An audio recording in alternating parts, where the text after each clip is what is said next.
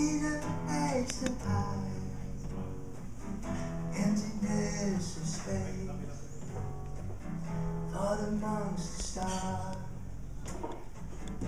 all between the planets, wander through this world.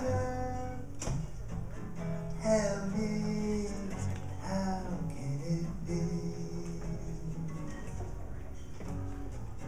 There's no place for me. The Most High is my hiding place.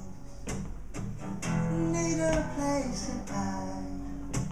Guns are drawn in my face. Crowd of broken windows on the face of a dying city. Unto the wilderness, would you be running with me? Need a place to hide, need a place to be, need a place to hide. I am not everything. Need a place for me. Lay down your burdens now, only slow you down. Lay down your troubles now, like a seed we will go to the ground before we grow.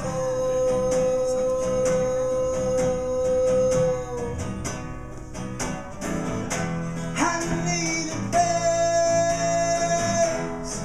place to run.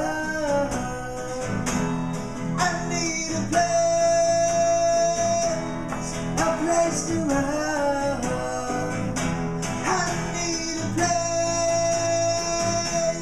a place to run.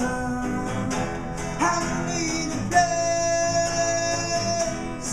place to run.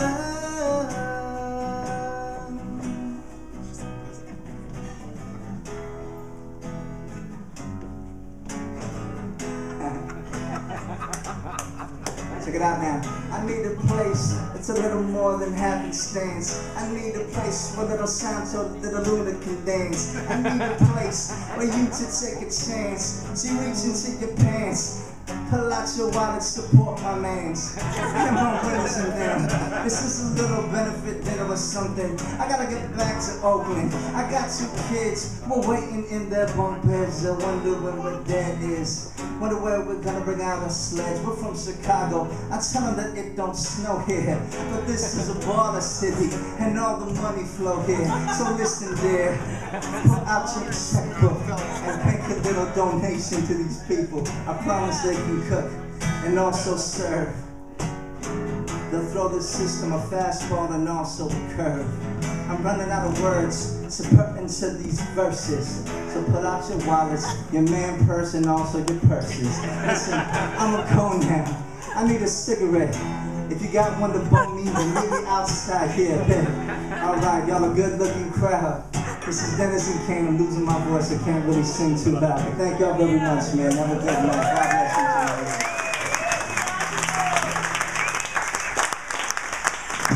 Give it up, Dennis and Kane!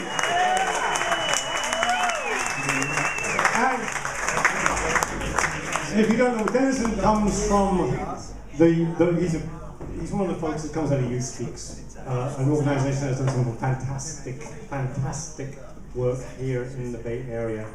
And as much as Dennison is a worthy product of that, one of the gentlemen that is the founder of that is an artist that we've worked with for a number of years, and he's here now to talk to you.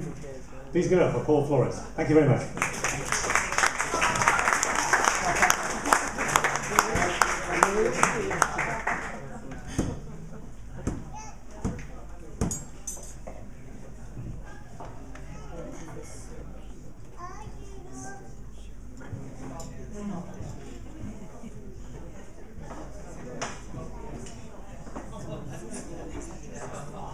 Good evening, beautiful people. How you feeling? Y'all look good, having a good time in this beautiful restaurant. I want to thank the owners of the restaurant also to allowing us to gather here. I want to thank Andrew Wood. I want to thank Yoko for supporting the work that we do as artists in San Francisco. Give them a round of applause, please.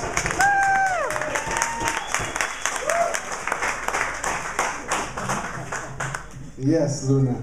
I don't have a guitar, so I don't know if you can be able to dance to this. But we're gonna try. So I just want to say before I get started that I've been working with Andrew for, son, sit down please, since 2005, and now we're in 2010. So 5 years of the support that I've felt from the San Francisco International Arts Festival has, thank you Dennis, good job bro,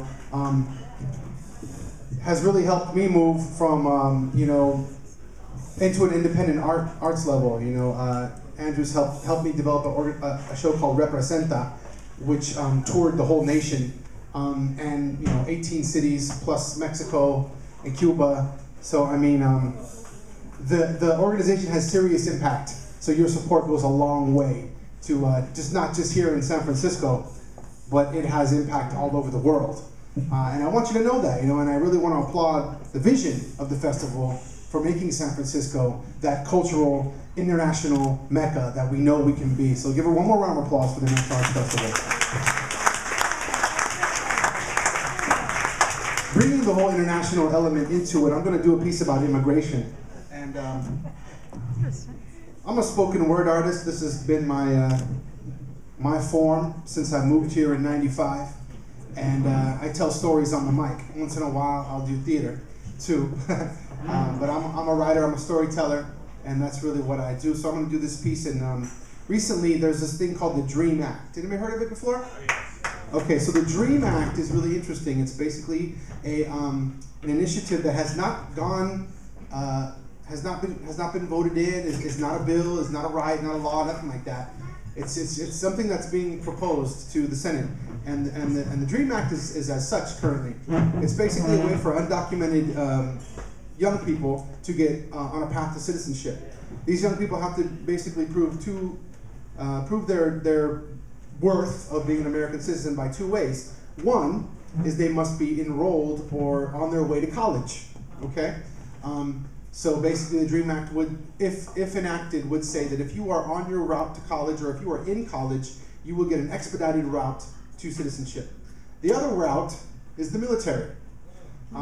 This is basically the route that says if you serve 4 years in the military, and if you are if you are honorably discharged after doing your 4 years, you will get expedited citizenship. So those are the two routes that the Dream Act is trying to say, look, we have young people in the United States who are on their way to being citizen.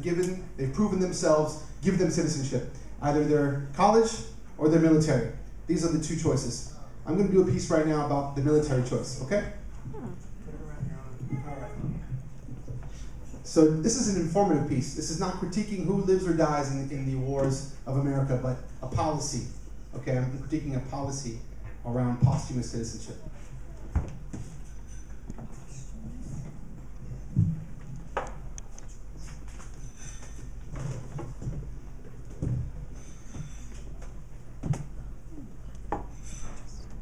This is a true story about a brown dream sinking to the bottom of the Tigris Euphrates. This is a brown dream. It was Francisco's last night out with his friends. The three of them on their way to see the latest sci-fi movie. They were driving, a stereo jockeying the latest top 40 rapper because that was all he listened to. But it didn't matter. Music was only part of the setting, and not the motivation for late night brainstorms about how to make money, or how to escape the feeling of being left out of a dream. So many painted red, white, and blue. But his dream was brown. Brown as his skin.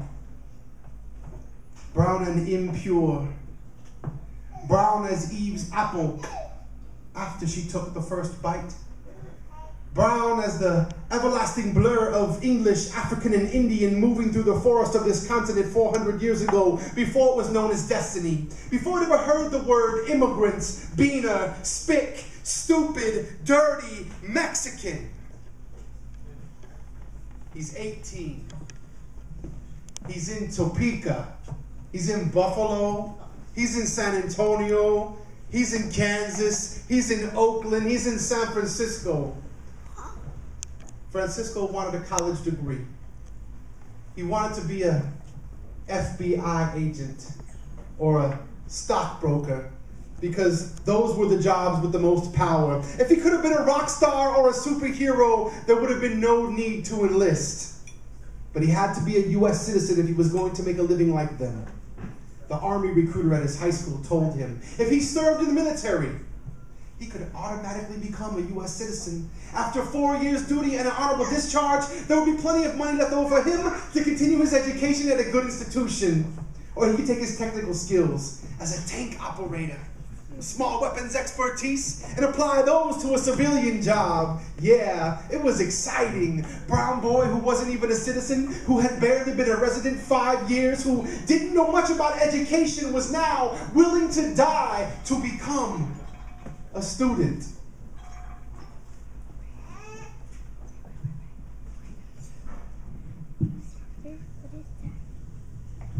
One year later, he was driving the tank unit fighting in Iraq. Francisco heard it was the second time the president had invaded this nation. They were driving in the desert. They were taking fire, swerving. The tank lost control and headed straight into the river. I already ate mine. As Francisco's lungs filled up with water, he remembered his last night out with his friends. His mother had wanted to cook dinner for him, but he didn't want to spend another hour in that cramped apartment where she cooked for 6 of his brothers, his 2 uncles, and their compadres. Instead, Francisco invited Jose and Diego out to the movies because that's what Americans did. Now his soul is an ancestor in the Euphrates, Chicano blood, mixing with Arab soil, returning to the Garden of Eden by way of the U.S. Army. Same way it had come. Only now he would finally receive something he had been promised. An officially sealed envelope on top of Old Glory. Citizenship had never been earned so graciously, even if it comes posthumously. Why don't they extend it to the victim's family? You see, the reality of the American dream is dirty. Why should Chicanos have to die to earn the approval of this society? This is a brown dream. Brown as the bus riders union. Brown as gasoline. Brown as the Tigris, the Euphrates, the Mississippi, and the Rio Grande. Brown as coyotes. Brown as the blood-soaked sands of Iraq. Sweetie. And on the borders of Arizona, border vigilantes. Brown, brown, brown as affirmative action in the military, but not the university. This is a brown dream. Thank you.